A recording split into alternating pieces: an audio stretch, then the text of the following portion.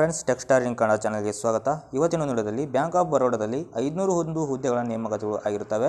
ಇಲ್ಲಿ ಪ್ಯೂನ್ ಅಥವಾ ಏನು ಆಫೀಸ್ ಅಸಿಸ್ಟೆಂಟ್ ಅಂತ ಕರಿತೀವಿ, ಆ ಒಂದು ಹುದ್ದೆಗಳ ನೇಮಕಾತಿ ಆಗಿರುತ್ತವೆ. ಅದಕ್ಕೆ ಸಂಬಂಧಿಸಿದಂತೆ ಎಲ್ಲ ಡೀಟೇಲ್ಗಳನ್ನು ಈ ಒಂದು ವಿಡಿಯೋದಲ್ಲಿ ನೋಡ್ತಾ ಹೋಗೋಣ. ಆದ್ದರಿಂದ ವಿಡಿಯೋನ ಕೊನೆಯಿಂದ ನೋಡಿ ಮತ್ತು ಚಾನಲ್ಗೆ ಸಬ್ಸ್ಕ್ರೈಬ್ ಮಾಡಿಲ್ಲ ಅಂದ್ಕೊಳ್ಳಿ, ಸಬ್ಸ್ಕ್ರೈಬ್ ಮಾಡ್ಕೊಳ್ಳಿ, ಬೆಲ್ ಐಕಾನ್ ಕೂಡ ಕ್ಲಿಕ್ ಮಾಡ್ಕೊಳ್ಬೋದು.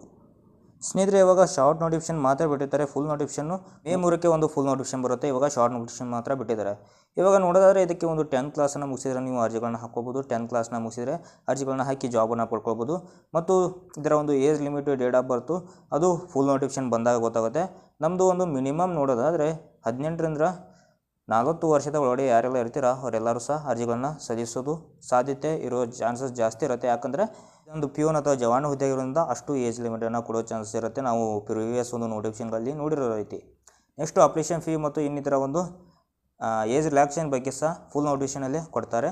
ಇವಾಗ ಶಾರ್ಟ್ ನೋಟಿಫಿಕೇಶನ್ ಮಾತ್ರ ಇದೆ. ಅದು ನನ್ನ ಟೆಲಿಗ್ರಾಮ್ ಚಾನಲಲ್ಲಿ ನಿಮಗೆ ಸಿಗುತ್ತೆ ಶಾರ್ಟ್ ನೋಟಿಫಿಕೇಶನ್. ಅಲ್ಲಿ ನೀವು ಡೌನ್ಲೋಡ್ ಕೂಡ ಮಾಡ್ಕೊಬೋದು. ಸೆಲೆಕ್ಷನ್ ಪ್ರೊಸೆಸರ್, ರಿಟರ್ನ್ ಎಕ್ಸಾಮಿನೇಷನ್ ಮತ್ತು ಇಂಟರ್ವ್ಯೂ ಸಹ ಇಟ್ಟಿರ್ತಾರೆ ಅಂತ ಹೇಳಿದ್ದಾರೆ. ಅಪ್ಲಿಕೇಶನ್ ಸ್ಟಾರ್ಟಿಂಗ್ ಡೇಟ್ ಬಂದುಬಿಟ್ಟು 3/5/2025 ಅಂದರೆ ಮೇ 3ಕ್ಕೆ ಸ್ಟಾರ್ಟ್ ಆಗುತ್ತೆ.